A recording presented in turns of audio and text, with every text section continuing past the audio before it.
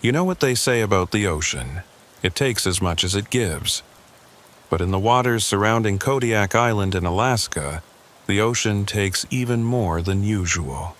It takes lives, it takes ships, it takes cargo, it takes mental health, and it even takes your hopes. During my 18 years with the Alaska State Police, damn it, I recovered so many bodies that even remembering them is painful. In October 2021, I encountered something that made me realize the ocean doesn't just take things. Sometimes it changes them, misdirects them. My name is Sergeant Tom Bradley, and if you're watching this from Alaska, especially Kodiak or the surrounding islands, you may have heard whispers about what happened that October. The official story talks about a fishing boat accident, hypothermia, and mass hallucinations caused by toxic algae. It's all lies. Maybe it stems from the idea that sweet lies are better than harsh truths, but it's still all lies. Those in the Kodiak area, please leave your comments about this story, and if it piques your interest even a little, your likes are important to me. You may have noticed that fishing boats no longer go to certain coordinates, like the old ones that never mentioned the lower part of Chiniak Bay. There's a reason for that. What actually happened in the Kodiak incident is connected to this. That's why 17 experienced fishermen are sadly dead or missing, or refuse to even go near the bay, let alone get back on a boat. Because of this, I can never look at the ocean the same way again. When October arrives, the weather in Kodiak becomes truly brutal.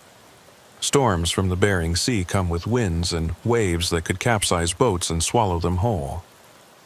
The fishing is still good, plenty of black cod, silver salmon, and pollock. But every trip is an unpredictable risk.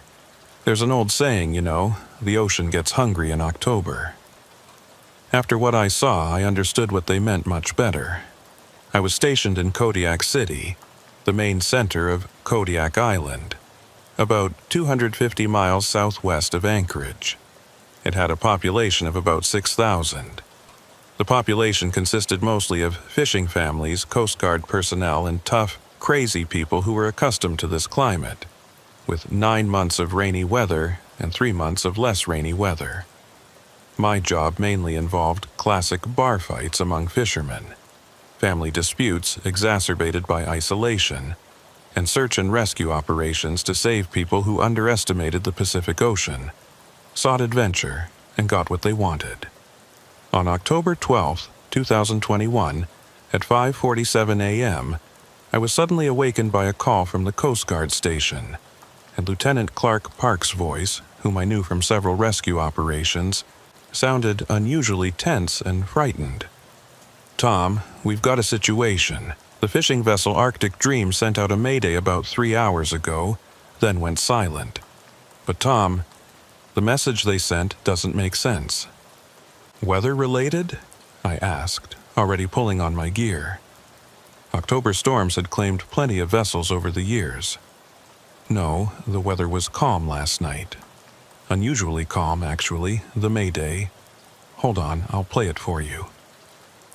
The recording was scratchy, distorted by static, but I could make out the voice of Captain James Jimmy Kuskov, a Russian-American fisherman I'd known for 10 years. Jimmy was as experienced as they came, 40 years on these waters, not the type to panic. "Mayday, Mayday, this is Arctic Dream. Position approximately 57.5 north, 152.8 west. We found them. Oh God, we found all of them. They're in the water, but they're... Mayday, do not approach these coordinates. Something's wrong with the water. Something's wrong with the... Jesus Christ, they're coming aboard. The transmission cut to static." "How many souls on board?" I asked Clark. 6. Jimmy, his 2 sons, Peter and Michael, and 3 crew members, David Huang, Marcus Totem, and Billy Nashuk. All experienced fishermen. All men who knew these waters better than most people knew their own neighborhoods. Whatever had happened out there, it wasn't amateur hour gone wrong. We're sending a cutter now, Clark continued. But Tom, there's something else. 3 other boats in that area have gone silent in the last 2 hours. The Persistent Dream, the Salmon King, and the Northern Haul. That's another 11 fishermen unaccounted for. 4 boats, 17 men, all experienced, all in the same area. This wasn't a coincidence. I joined the Coast Guard Cutter Mustang as a liaison, bringing my years of local knowledge. The ride out to the coordinates was rough despite the relatively calm seas. October in the Gulf of Alaska never really cooperates. As we approached the area where the Arctic Dream had sent its mayday, I noticed something odd. The water was too calm here, almost glassy, and it had a different color, darker, with an oily sheen that reflected the gray morning light in unsettling ways. You see that? I asked Petty Officer Rick Martinez, who was manning the radar. Yeah, and I'm seeing something else, he replied, pointing at his screen. We've got debris about 500 meters northwest, but the radar's acting weird, keeps showing objects that appear and disappear. As we approached the debris field, the first thing we spotted was part of the Arctic Dream's hull, the name still visible on a piece of fiberglass. But the damage to it wasn't consistent with a collision or storm. It looked melted, like something had dissolved the material at a molecular level. Jesus, Captain Amanda Foster breathed. What could do that? We found more debris scattered across maybe a square mile, pieces of all 4 boats, nets, buoys, personal items. But no bodies, no life rafts, no emergency beacons, just empty ocean and dissolved fiberglass. Then Martinez called out, "Contact in the water." Looks like a survivor, bearing 030, about 200 meters. We rushed to that position and found Billy Nashuk, one of Jimmy's crew, floating in his survival suit. He was alive but hypothermic, his eyes wide with shock. As we pulled him aboard, he started screaming, "Don't let them get me! They're still down there. They're all still down there." We got Billy inside, wrapped him in thermal blankets, and I tried to get information while the medic worked on him. His core temperature was dangerously low, but it was his mental state that worried me more.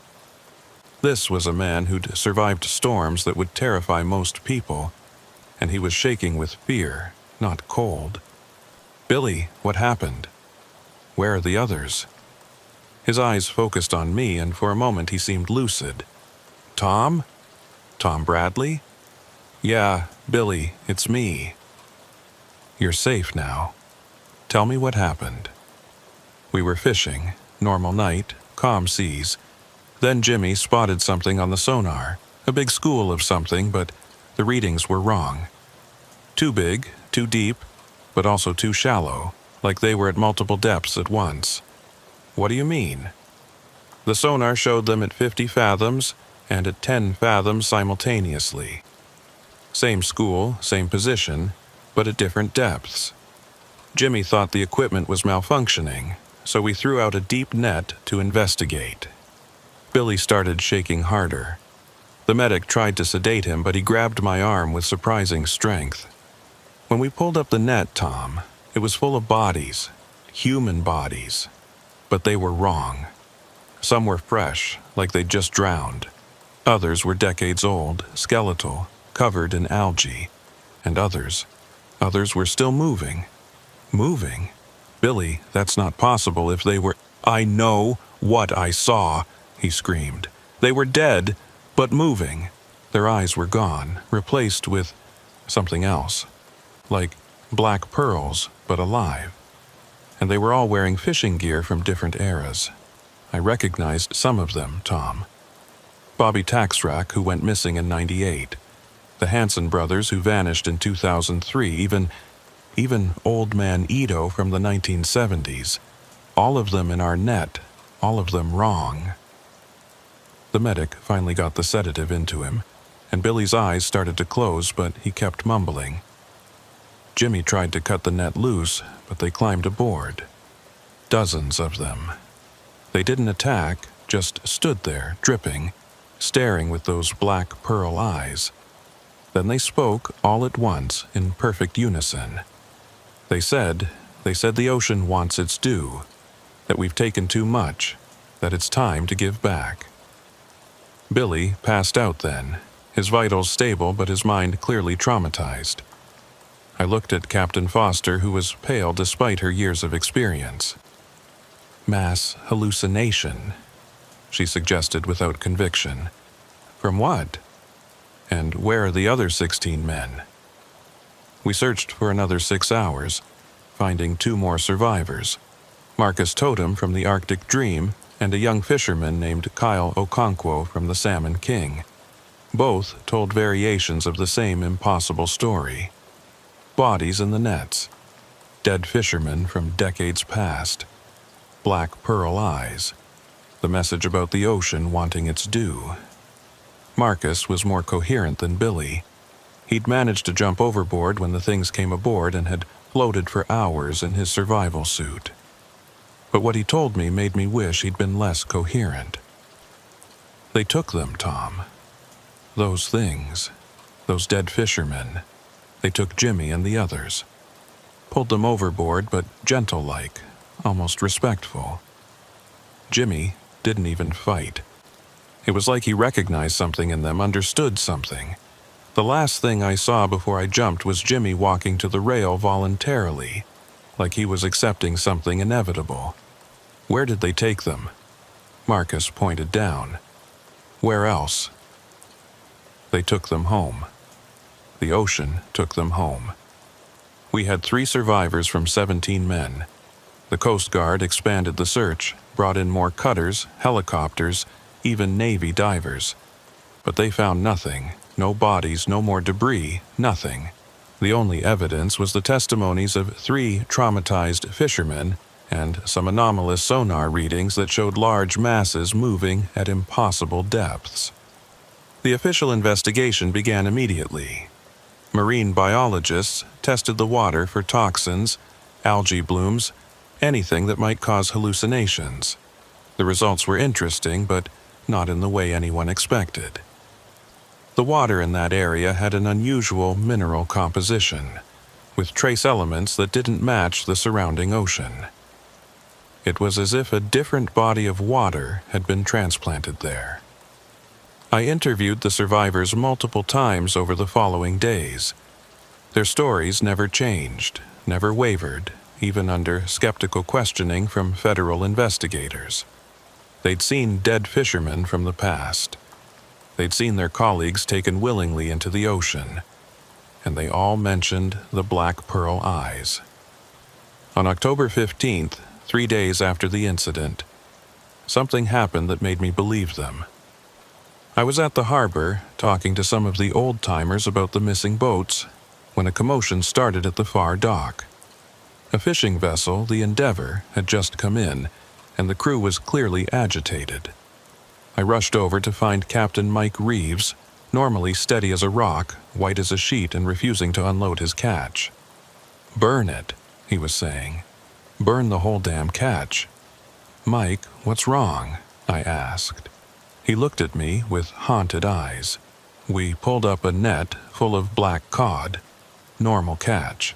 But Tom, when we started sorting them, we found things, jewelry, watches, wallets, all from fishermen who've gone missing over the years. Inside the fish, Tom, inside their stomachs, and they were all tagged. Tagged? Each piece of jewelry, each watch, had a little tag attached. Like a museum exhibit. The tags had names, dates, and messages. He showed me one. It was a wedding ring with a small metal tag attached by what looked like seaweed. The tag read, "Robert Hansen, lost, October 31st, 2003. The ocean remembers." There were dozens of items in that catch, each one from a missing fisherman. Each one tagged with information that should have been impossible to know, and each one with that same phrase, "The ocean remembers." I confiscated the items as evidence, but before I could get them properly cataloged, they dissolved. Not melted, not destroyed. Dissolved, like salt in water. Within hours, all that remained was puddles of seawater that somehow defied gravity, flowing upward and out of the evidence locker, leaving nothing behind but that same oily residue we'd found at the coordinates. The rational part of my mind, the part trained in procedure and evidence, wanted to find a logical explanation. But the part of me that had lived in Alaska for 30 years, that had heard the stories and seen the things that didn't make it into reports, knew better. The ocean around Kodiak had always been strange. The Alutiiq people, the indigenous inhabitants of the island, had stories going back thousands of years about things in the water, about the ocean having memory and hunger and intent. The Russian colonizers in the 18th century had reported similar phenomena. Ships found empty, but sailing themselves. Fishermen returning after being missing for months with no memory of where they'd been. Catches that included things that shouldn't exist. I dove deeper into the historical records. What I found chilled me more than the October storms ever could. Every 20 to 30 years, there was an incident. Multiple fishing vessels lost in the same area. Survivors telling similar stories about dead fishermen returning. The ocean collecting its due. The pattern went back as far as records existed. 1847. Russian fishing fleet, 7 vessels lost. 2 survivors speak of drowned saints pulling men into the water. 1876. American fishing expedition, 4 ships vanished. 1 survivor found speaking an unknown language, claiming the ocean had shown him all who feed it. 1903. Japanese fishing convoy, 5 vessels, 23 men missing. 3 survivors report seeing their own future deaths in the water. 1931. Commercial fishing fleet, 6 boats lost. Survivors institutionalized after claiming dead fishermen invited them to join the eternal harvest. 1962. The Kodiak Fleet incident, 8 vessels, 31 men missing, officially blamed on a rogue wave, but witnesses reported seeing figures in the water during calm seas. 1994. The Chiniak Bay event, 5 fishing boats, 19 missing, 3 survivors who refused to ever speak about what they saw. And now, 2021. The pattern was clear. Roughly every 30 years, the ocean around Kodiak claimed its due. The federal investigation team arrived on October 18th. FBE, NOAA scientists, even some people from agencies that only introduce themselves with acronyms. They set up a command center in the Coast Guard station, bringing in equipment that looked more suited for a space mission than a maritime investigation. The lead investigator was Special Agent Diana Cross, a woman in her 40s who had the kind of 1,000-yard stare that suggested she'd investigated things that didn't make it into normal reports. "Sergeant Bradley," she said during our first meeting, "I've read your preliminary report. I need you to tell me, off the record, do you believe what these survivors are saying?" I considered lying, giving her the rational explanation everyone wanted to hear. But something in her eyes told me she'd seen unexplainable things before. 3 men, traumatized or not, don't hallucinate the same detailed scenario. And the physical evidence, what little we have, supports something anomalous happening out there. She nodded. We've seen similar patterns in other locations. The Bermuda Triangle gets all the press, but there are dozens of areas worldwide where the ocean behaves unusually. Kodiak has been on our watch list for decades. Watch list? Places where reality gets thin, Sergeant. Where things that shouldn't happen do. We've found that these incidents often follow patterns, cycles. And if the pattern holds here, it's not over, I finished. No, it's just beginning. She was right. That night, October 18th, the first boat came back. I was at home, trying to sleep, when my phone rang at 2:47 a.m. It was the harbor master, Fred Torski, and he sounded stone-cold sober and absolutely terrified. "Tom, you need to get down here, now. Don't ask questions, just come. And Tom, bring a weapon." The 15-minute drive to the harbor felt like hours. The fog had rolled in thick, the kind of fog that Kodiak was famous for, where you couldn't see 10 feet in front of your vehicle. But as I got closer to the harbor, the fog took on a different quality. It glowed faintly, bioluminescent like some deep-sea creature.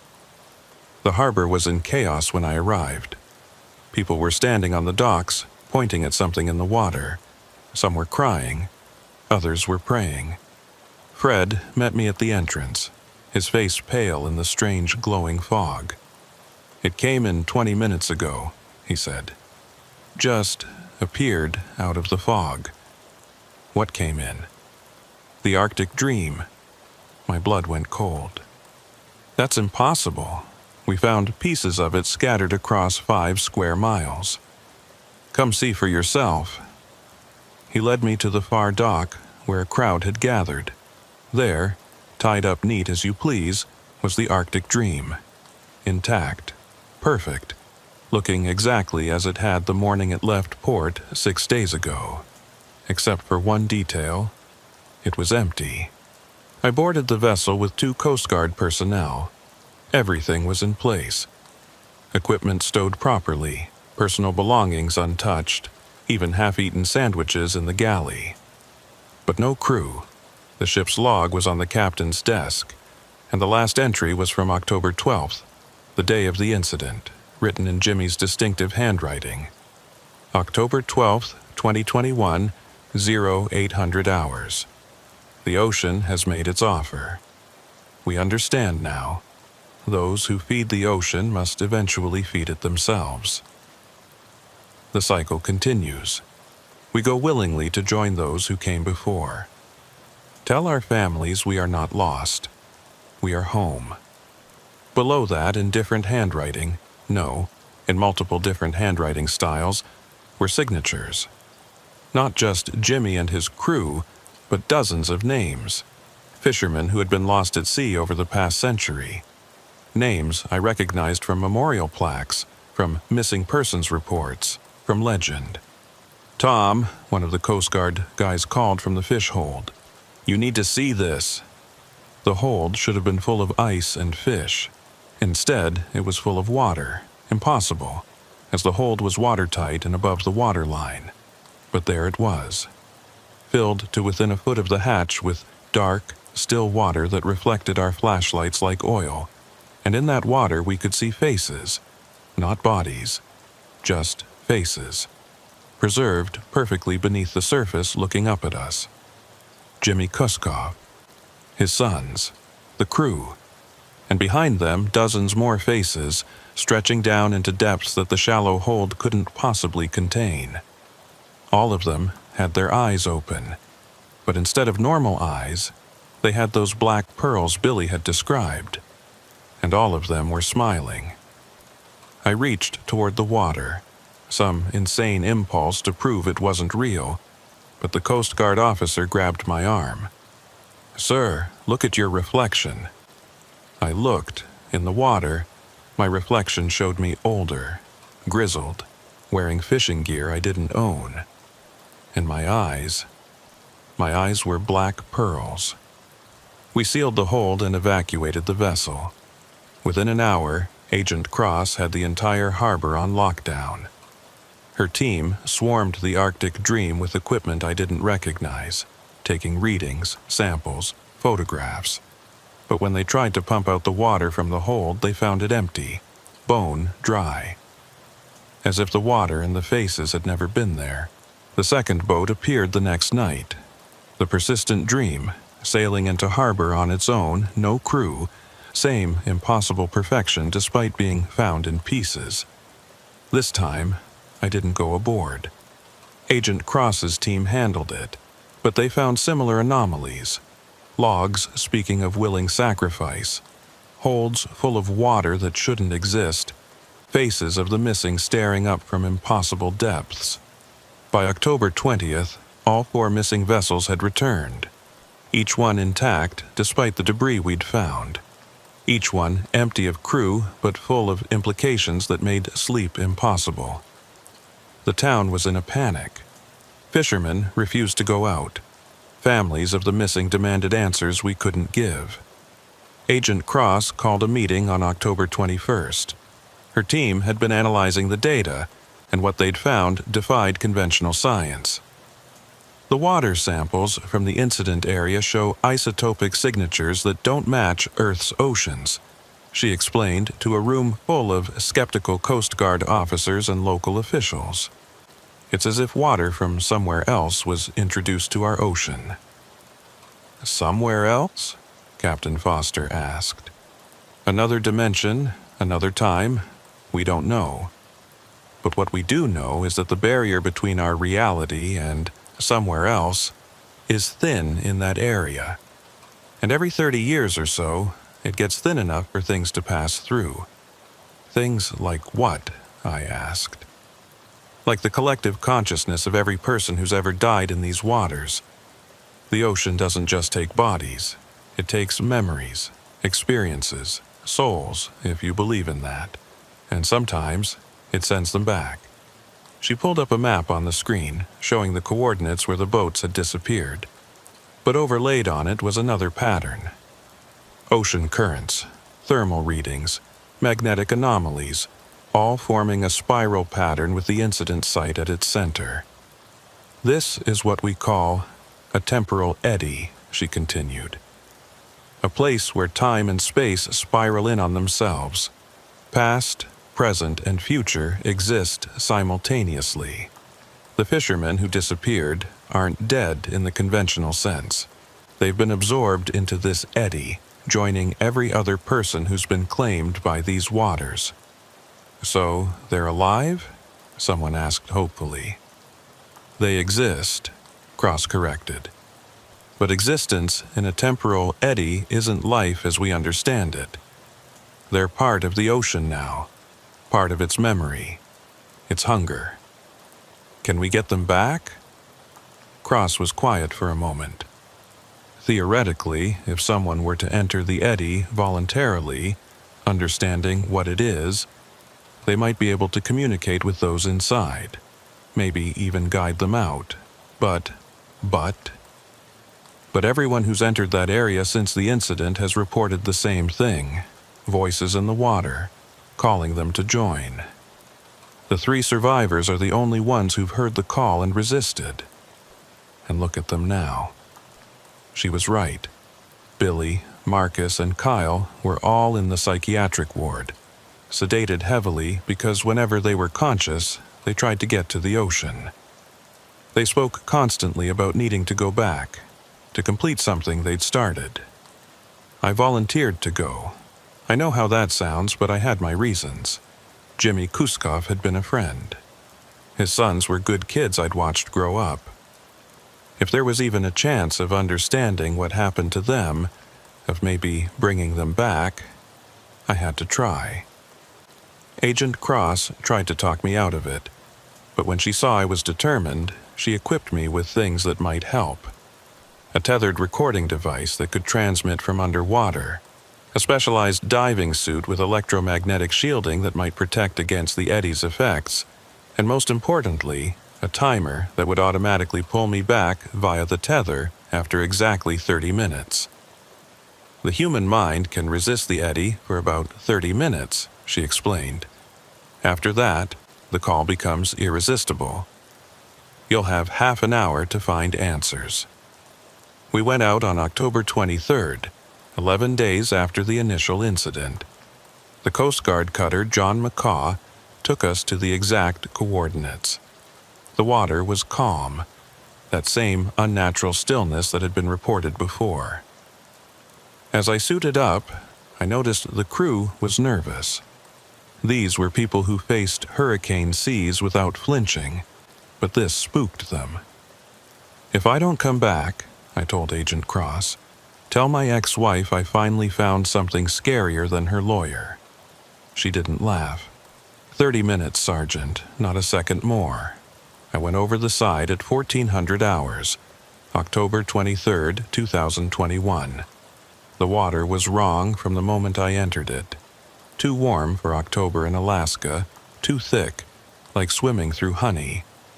Visibility should have been maybe 30 feet, but I could see impossibly far, as if the water itself was luminous. And I could hear them immediately.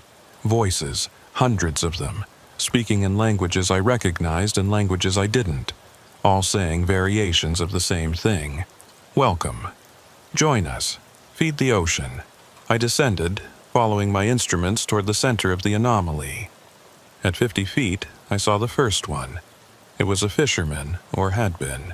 He floated vertically in the water, arms at his sides, his clothes from what looked like the 1960s.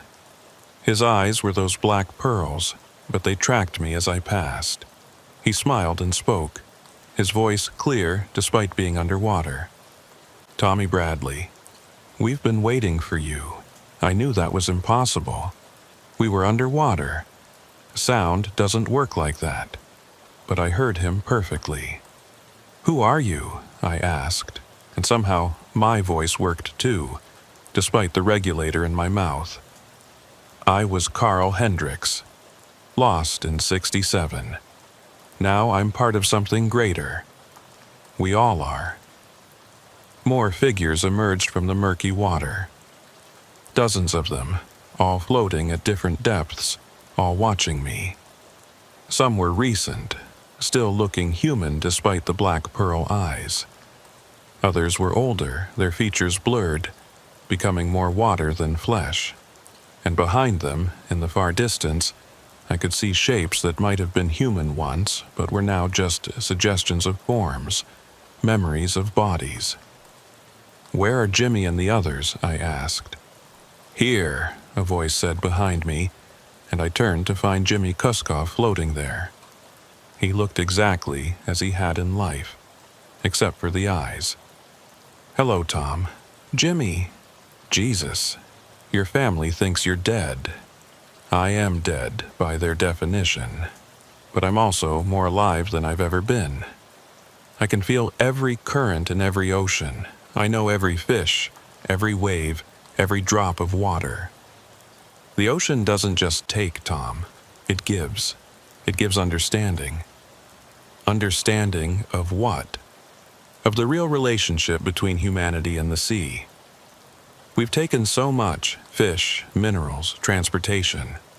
The ocean has been patient, but it requires balance. Every 30 years, it collects payment. Some of us, the ones who've lived on its surface, feeding from its depths. We become part of it, maintaining the balance. That's insane. Is it? You've seen the warming waters, the dying reefs, the empty nets. The ocean is sick, Tom. We're medicine. Our consciousness, our memories, our connection to the human world, we become antibodies against humanity's damage. So you're what? Voluntary sacrifices? Jimmy floated closer, and I could see that his body wasn't quite solid.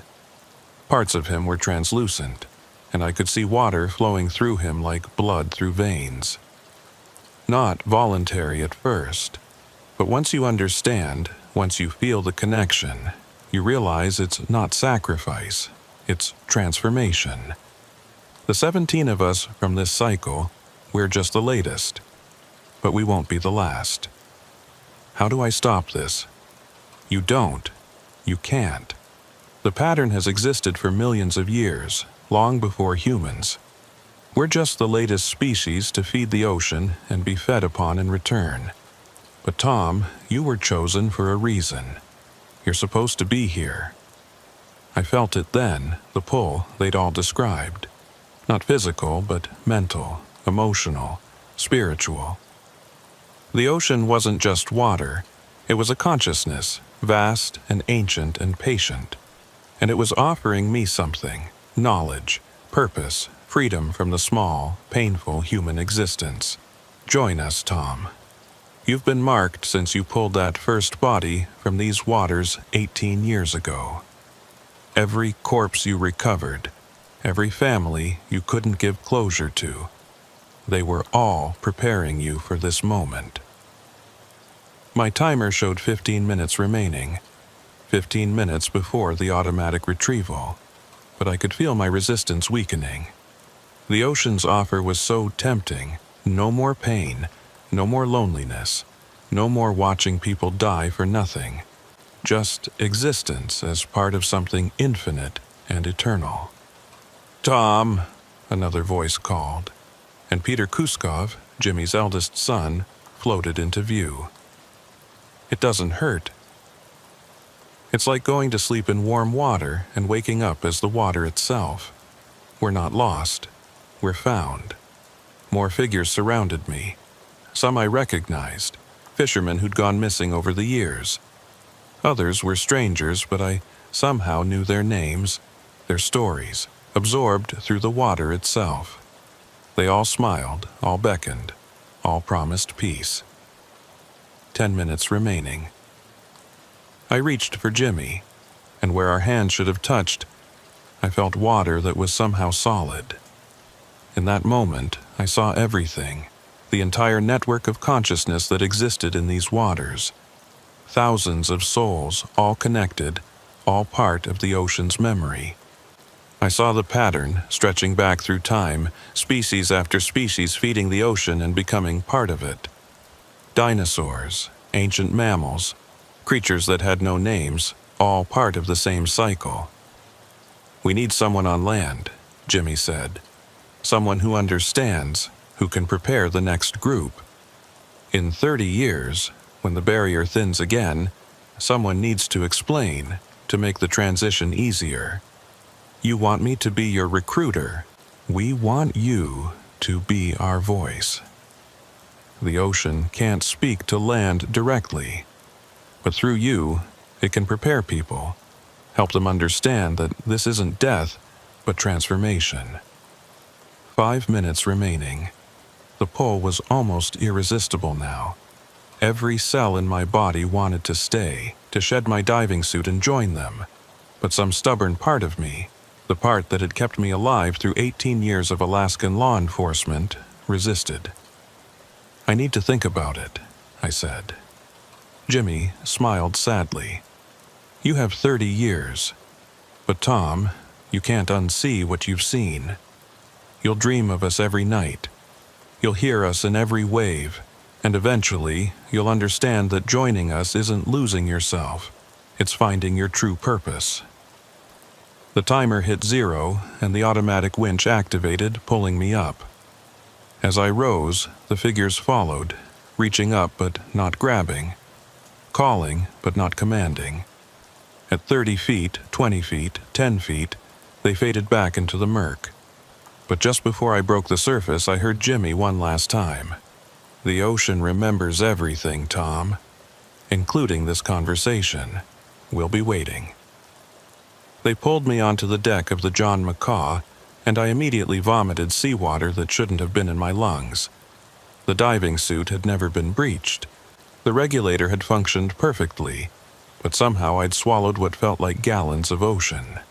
Agent Cross was there immediately, checking my pupils, taking my pulse, asking rapid-fire questions I couldn't process. "Sergeant Bradley, can you hear me? Do you know where you are?"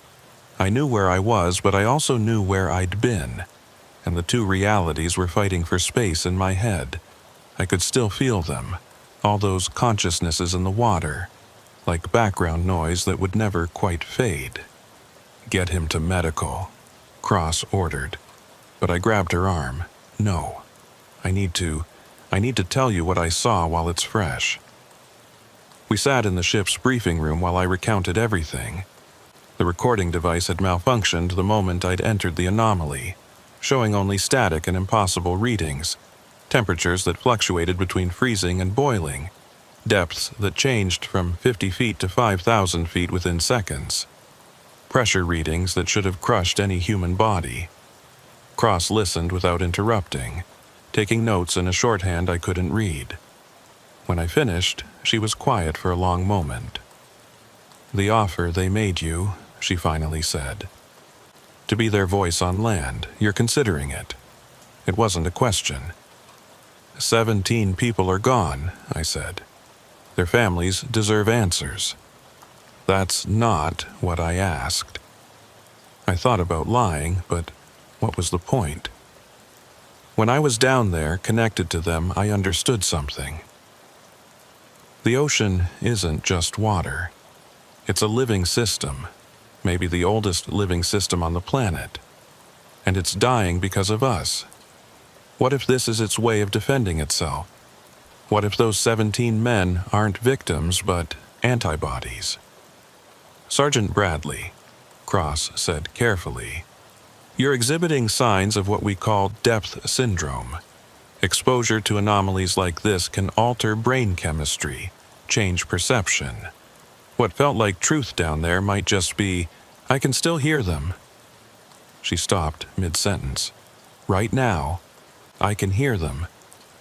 Jimmy's explaining to his sons how the tides work from the inside. Marcus is learning the migration patterns of whales by becoming part of the current they follow. They're not suffering, Agent Cross.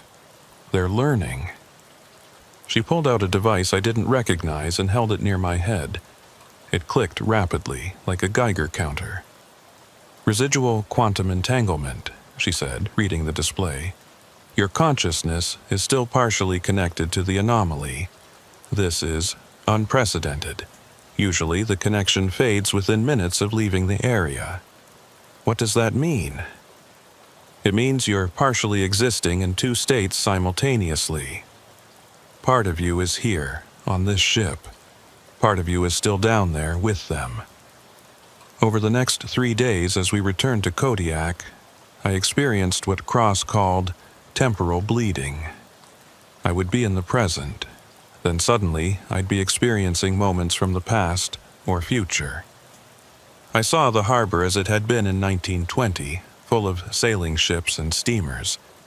I saw it as it might be in 2050, the water level higher, the docks redesigned for vessels that hadn't been invented yet. But mostly, I saw through the eyes of those in the water. I felt what Jimmy felt as his body dissolved and reformed, becoming more ocean than man. I experienced Peter's wonder as he learned to navigate by sensing magnetic fields like a salmon. I knew Michael's terror and eventual acceptance as he realized he would never age, never die, never leave. The psychiatric evaluation was a joke. How do you explain to a therapist that you're simultaneously sitting in their office and floating in the consciousness of insentient ocean? Dr. Lisa Park, the specialist they brought in from Anchorage, tried her best. These experiences, while vivid, are likely trauma responses. Doctor, what color tie are you planning to wear tomorrow? She frowned. I don't understand. Blue with silver stripes. Your daughter will spill orange juice on your first choice, the green one, as you're leaving for work. How could you possibly know? Because tomorrow has already happened in the water. Time doesn't work the same way down there. Everything that has happened and will happen exists simultaneously.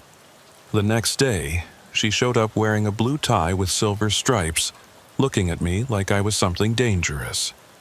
Agent Cross decided to keep me under observation. Not arrest, not hospitalization, just observation. They put me up in a Coast Guard facility where they could monitor my condition. But the real reason became clear when she visited on October 27th. 3 more fishing vessels have reported encounters, she said. Crews seeing figures in the water, hearing voices calling them. But they're all returning to port safely. Whatever you did down there, you've changed something. I didn't do anything. The pattern says otherwise. For the first time in recorded history, the 30-year cycle has been interrupted. Boats are encountering the anomaly but aren't being taken. Why? I knew why, because Jimmy had told me through our connection. They have enough for now, 17 from this generation, but they need someone on land, someone to prepare for the next cycle. And they chose you. They gave me 30 years to decide. Cross pulled out a file. thick with documents and photos. This isn't the first time this has happened. We've found records of others like you throughout history. People who made contact with these anomalies and survived, changed. Some went insane, some disappeared, but a few became what we call interpreters.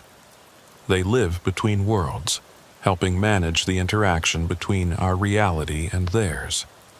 She showed me photos. A Japanese fisherman from 1903 whose eyes had turned partially black, but who lived another 40 years, warning boats away from dangerous waters. A Russian priest from 1847 who claimed to speak for the drowned, negotiating fishing rights that somehow always avoided the anomaly. An Alutiiq shaman from pre-contact times, depicted in artwork with eyes like tide pools, standing between the ocean and the land. You're saying this is my job now? Whether I want it or not. I'm saying you have a choice. We can try to sever the connection, though the process is dangerous and not always successful. Or you can accept it, learn to manage it, and maybe save lives in the process. That night, I had the dream that would recur for years to come. I was standing on the dock, but I was also in the water. I could see myself from both perspectives simultaneously. The me on the dock was aging, getting grayer, more weathered. The me in the water remained unchanged, eternal, patient. And between us, a line of communication, thin as fishing line but strong as steel cable. "Tom," Jimmy's voice came through the connection. "The families need to know we're okay." "You're dead, Jimmy." "That's not okay. We're transformed." Death is just a word for a change state humans don't understand. Tell my wife I love her. Tell her I'm not suffering. Tell her I'm part of something beautiful. She won't believe me. Then show her how. Bring her to the water. Let her hear my voice. One time, safely, controlled. Let all the families hear us, just once. Then they can mourn properly, knowing we chose this eventually, knowing we're not lost. I woke up with my pillow soaked in seawater. The next day, I made a decision that would define the rest of my life. I told Agent Cross I would accept the role of interpreter, but on my terms. I wanted to arrange a gathering, a chance for the families to say goodbye properly. "That's incredibly dangerous," she said. "Exposing grieving people to the anomaly could trigger another mass incident. Or it could provide closure. Let them understand that their loved ones aren't suffering. The not knowing is killing them." It took 2 weeks of negotiation, planning, and safety protocols, but on November 11th, 2021, we gathered at a secure location on the coast. Not at the anomaly site, that would have been too dangerous, but at a place where the connection was strong enough for me to facilitate communication. 15 families came. Some skeptical, some desperate, all grieving. Agent Cross had a full tactical team on standby, ready to evacuate if things went wrong. I stood knee-deep in the frigid water, feeling the connection strengthen. "I need you all to understand," I said to the gathered families. "What you're about to experience isn't natural. Your loved ones exist in a state between life and death. They're part of the ocean now. You'll have 5 minutes each, no more. If you feel any compulsion to enter the water, you need to tell us immediately." The first was Margaret Kuskoff, Jimmy's wife. A strong woman who'd been married to the sea as much as to Jimmy for 35 years. She stood at the water's edge and I opened the connection. "Maggie?" Jimmy's voice came through me, but it was clearly his voice, his intonation, his pet name for her. She gasped, tears streaming down her face. "Jimmy, is it really you?" "It's me, love. I'm sorry. I'm so sorry. But I need you to know I'm not in pain. I'm not scared.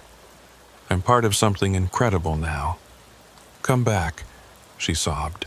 "Please come back." "I can't. My body isn't. I'm not physical anymore, Maggie, but I'm still here. Every time you walk by the ocean, I'm in those waves. Every time it rains, that's partially me.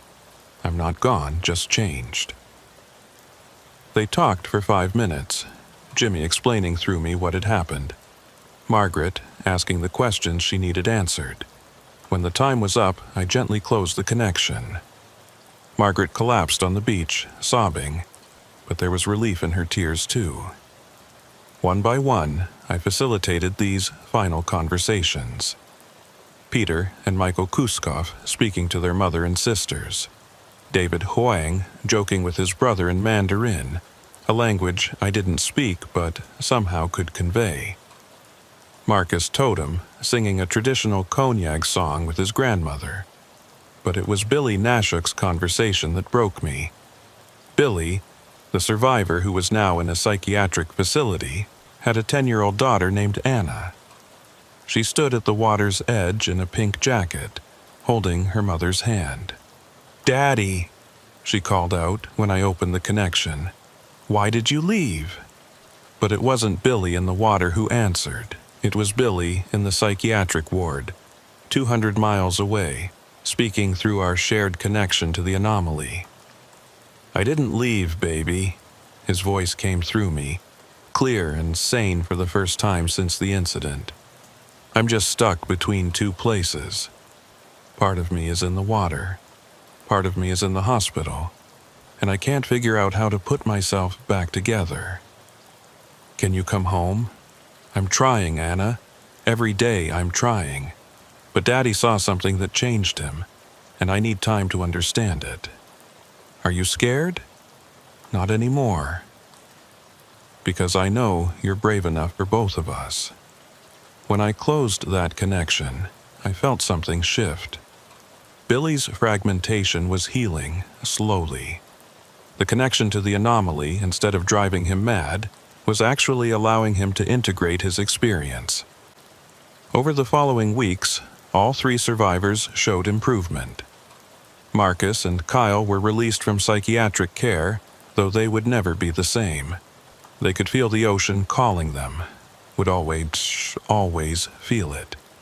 But they could resist now. They understood what it wanted, and could choose not to give it. Billy took longer, but by December, he was coherent enough to go home, though he would never fish again. He got a job at the harbor master's office, and every morning he would stand at the dock's edge, having conversations with those in the water that only he and I could hear. As for me, I became what Agent Cross had described, an interpreter.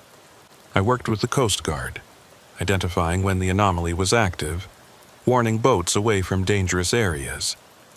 I helped recover bodies when conventional methods failed, able to sense where the ocean had taken them. And every 30 days I would facilitate another communication session for the families, though fewer came each time as they found their peace, but the real work was preparing for the next cycle. Jimmy had been right. In 30 years, the anomaly would need to feed again. My job was to make sure that when it happened, people understood what was being asked of them, that they could choose, truly choose, rather than being taken by surprise. I started documenting everything, creating a guide for future interpreters, because I knew that eventually I would face the same choice Jimmy had faced. The connection grew stronger each year, the ocean's call more insistent, and part of me, the part that had touched that vast consciousness, wanted to answer it. Dr. Park, the psychiatrist, continued to monitor me.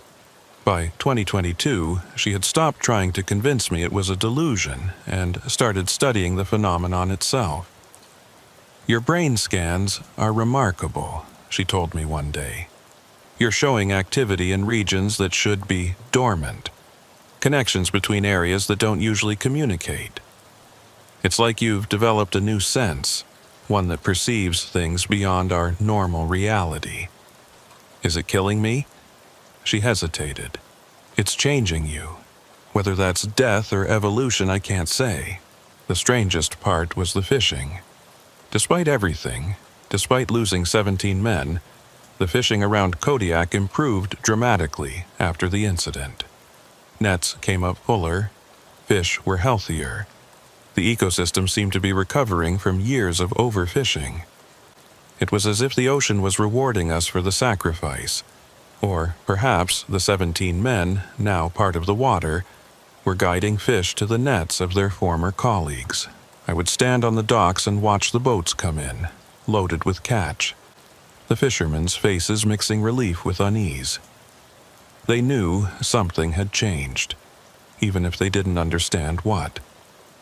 And sometimes, when the light was right, I could see figures in the water beside the boats, helping guide them to safe harbor, away from storms, toward the best fishing grounds. "They're still working," I told Agent Cross one day. "Still fishermen, just fishing from the other side." "That's a comforting thought," she said, though her expression suggested she found it anything but comforting. Or terrifying, depending on your perspective. 3 years have passed since the Kodiak incident. It's now October 2024, and I'm recording this from my boat, the Threshold, anchored at the edge of the anomaly. The water here is different today, more active, more alive. They tell me the barrier is thinning again, not for a full cycle, but enough for what needs to happen. I should explain how I got here, sitting alone on a boat I bought with my retirement money, preparing to make a choice I've been postponing for 3 years. After the initial incident, I tried to maintain a normal life. I kept my job as a state trooper, worked with the Coast Guard on anomaly-related incidents, and helped families stay connected with their transformed loved ones. But normal is a relative term when you can hear the ocean's thoughts and see through time. The changes in me accelerated in 2023. My eyes, once brown, developed rings of black pearl around the irises. Not enough for casual observers to notice, but enough that I started wearing sunglasses constantly. My body temperature dropped 3 degrees, stabilizing at a level that should have required medical intervention, but felt perfectly comfortable to me. I could hold my breath for 15 minutes without trying, 25 if I concentrated. More disturbing were the mental changes. I would lose hours sitting by the water, communicating with the 17 men who'd been taken. Through them, I learned the ocean's history. Not the sanitized version from textbooks, but the real story of a living entity that had existed since Earth's waters first formed. An entity that had watched species rise and fall, that had absorbed their consciousnesses when they returned to the water, that remembered everything. Every extinction event, Jimmy explained during one of our conversations, the ocean preserved something. Not the bodies, but the essence, the information. We're swimming with the memories of trilobites, of ancient sharks, of creatures that have no names because they predate language. Why preserve it? I asked. Because forgetting is death, true death. The ocean doesn't just cycle water, it cycles consciousness. Every drop of rain was once part of a living thing. Every wave carries memories, and sometimes, when conditions are right, those memories can manifest. In February 2024, something happened that accelerated my timeline. A young fisherman named Trevor Park, doctor. Lisa Park's nephew, coincidentally, fell overboard during a storm. He was under for 12 minutes before they pulled him out, clinically dead. But when they revived him, he was changed. He could hear them too, the voices in the water. He sought me out, desperate for answers. "I can hear my grandfather," he told me. "He died at sea in 1998. He's down there, Officer Bradley. He's down there and he's happy?" Trevor became my unofficial apprentice. I taught him how to manage the connection, how to interpret the ocean's messages without losing himself. But teaching him made me realize something. I was more interpreter than human now. I spent more time in communication with the water than with the living. My apartment became just a place to store my body while my consciousness drifted between worlds. Agent Cross noticed the progression during one of our regular meetings in July 2024. "Tom, when was the last time you ate solid food?" I had to think about it. "Tuesday? It's Friday. Oh. You're sustaining yourself on seawater, aren't you?"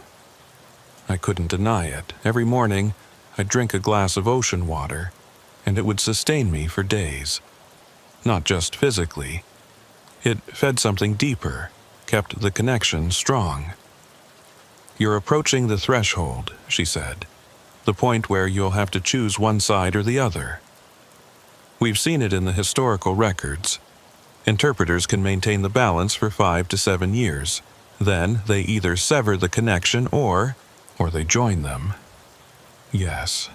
That night, Jimmy visited me in my dreams, except it wasn't really a dream. We were in a space between sleeping and waking, between land and sea. "It's time, Tom," he said. "You've done what we needed. Trevor can take over as interpreter, but you're ready for the next step." "I'm not suicidal, Jimmy. Neither were we. Death and transformation aren't the same thing. You've been transforming for 3 years. All that's left is to complete the process. My life is here." "What life?" "You have no family, no real friends anymore because you can't relate to normal human concerns. You spend 18 hours a day in communication with us. Your body is already more water than flesh. You're holding onto the shore with your fingertips when your entire being wants to let go." He was right, and I hated that he was right. In September 2024, I made my preparations. I formally retired from the state troopers, trained Trevor in everything he needed to know, and bought the threshold with my savings. I told everyone I was going to spend my retirement fishing, maybe write a book about my experiences. Only Agent Cross knew the truth. "I can't officially condone this," she said when I told her my plan, "but off the record, I understand. The connection is killing you slowly. At least this way it's on your terms. Will you look after Trevor?" "Of course, Tom. What you've done these past 3 years, helping the families, preventing more incidents, you've saved lives. I've postponed the inevitable. In 27 years, the ocean will need to feed again. And Trevor will prepare people like you did. Maybe by then we'll understand enough to find a different solution. Maybe." October 12th, 2024. Exactly 3 years since the Kodiak incident. I anchored the threshold at the exact coordinates where the Arctic Dream had sent its last Mayday. The water was calm, that unnatural stillness that marked the anomaly's presence. As the sun set, they began to surface, not physically, but visually, like projections in the water. Jimmy, Peter, Michael, David, Marcus, Billy, and all the others, but also hundreds more, thousands maybe, every soul the ocean had claimed over the millennia. They didn't speak. They didn't need to. The invitation was clear. I sat on the deck of the threshold and opened my laptop, typing this final account. It's important that someone knows this wasn't desperation or madness. This is a choice, made with full understanding of the consequences. The ocean isn't evil, it's not good either. It simply is, a vast consciousness that exists outside our understanding of life and death. It takes, but it also gives. It transforms, but it also preserves. And sometimes, it needs intermediaries, beings that can exist between the human world and its alien consciousness. For 3 years, I've been that intermediary from the human side. Now, I'll be one from the ocean's side. I'll help the next cycle of chosen ones understand what's happening to them. I'll ease their transformation, make it less traumatic, And maybe, if I'm strong enough, I'll find a way to make the whole process more voluntary, less violent. Trevor is watching from shore with Agent Cross and a small team. He's ready to take over as the landside interpreter. He's young, strong, and has family ties that will keep him anchored to humanity longer than I managed. In 30 years, when the next full cycle comes, he'll be the one to prepare people, to explain what the ocean needs and why. I can feel them getting restless as midnight approaches. The barrier is thin tonight, thin enough for me to cross if I choose. And I do choose. Not because I'm compelled, not because I've gone insane, but because I understand now that this is what I was always meant to do. Every body I pulled from these waters, every family I couldn't give closure to, every nightmare about drowning, they were all preparing me for this moment. To whoever reads this, the ocean remembers everything. Every plastic bottle, every oil spill, every extinct species, but also every act of respect, every offering, every person who understood that we don't own the sea, we're just borrowing from it. The 17 men from 2021 aren't dead. They're part of that memory now, helping to maintain the balance between humanity's needs and the ocean's health. I'm about to join them. If you're a fisherman reading this, know that when your nets come up full, it might be because someone down there is guiding the fish to you. When you make it home through a storm, it might be because someone who knows those waters intimately is helping navigate. We're not gone. We're just fishing from the other side now. To the families of the 17, they're at peace. They miss you, but they're at peace. Every wave that touches the shore carries a little bit of their love for you. To Agent Cross, thank you for understanding. Keep the records. In 30 years, someone will need them. To Trevor, you're ready for this. Trust the connection, but don't let it consume you. Remember that your humanity is what makes you valuable as an interpreter, and when your time comes to choose based on what feels right, not what others expect. To my ex-wife Karen, if you ever read this, I finally found something that makes sense to me. I know you always said I loved the ocean more than anything else. You were right. It's 11:47 p.m. now. The water is glowing with that bioluminescent light that marks the anomaly. They're all here, waiting. Jimmy is smiling. He looks younger somehow, or maybe age just doesn't mean anything where he is. I'm leaving the laptop on the boat. The threshold will drift back to shore. I've made sure of that. This account will upload automatically to the secure server Agent Cross maintains. The water is warm despite the October air. That shouldn't be possible at this latitude. But possibility is a flexible concept here. I can feel myself beginning to dissolve. Not painfully, but like relaxing a muscle you didn't know was tense.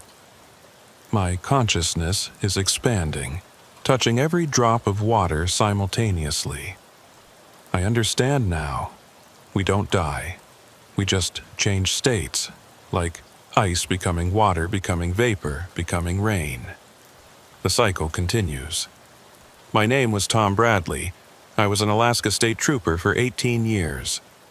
I pulled 37 bodies from these waters over my career. Now I'm becoming the water itself, and I finally understand what I was pulling them from. Not death, but transformation. The families on shore will see the lights in the water tonight. They'll know another one has crossed over. Some will mourn, some will understand. Trevor will explain, as I explained, as someone will explain in 30 years. The ocean remembers everything, including this, including me, including you reading this. We're all part of the same cycle, the same vast consciousness that spans from the deepest trenches to the lightest rain. Most just don't realize it until they're ready to transform. I'm ready, the water is calling, and for the first time in 3 years, I'm not afraid to answer. Goodbye. This document was recovered from the fishing vessel Threshold, found drifting near Kodiak Harbor on October 13, 2024.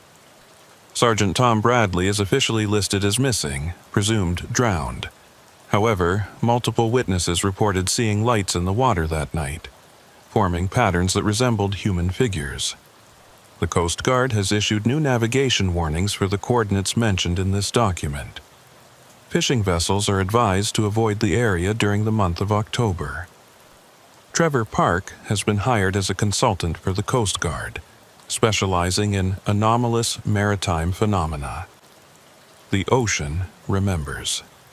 Addendum, October 31, 2024. Commercial fishing vessel Endeavour reported contact with an unknown person in the water at the anomaly coordinates. The figure, described as translucent, like jellyfish but human-shaped, guided them away from a sudden storm system that appeared on no weather radar. The figure identified itself as Tom, before disappearing beneath the waves. The 18 fishermen aboard the Endeavour returned safely to port. The ocean provides.